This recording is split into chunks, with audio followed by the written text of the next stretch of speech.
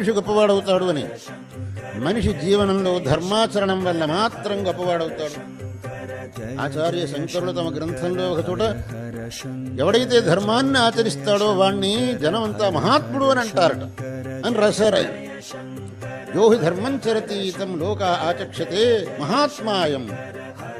కాబట్టి ధర్మాన్ని ఆచరించేవాడు, సత్యాన్ని పలికేవాడు, న్యాయాన్ని అనుసరించేవాడు వాడే మహాత్ముడవుతాడు, వాడే మహాపురుషుడవుతాడు, వాడే అన్యులకు ఆదర్శం అవుతాడు.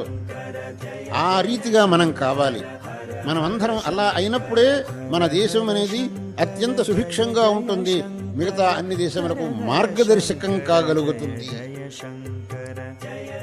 మన దేశం అనాది కాలం నుంచి ఈ ఒక ధర్మాన్ని, ఈ ఒక తత్వాన్ని అలవర్చుకొని వచ్చింది.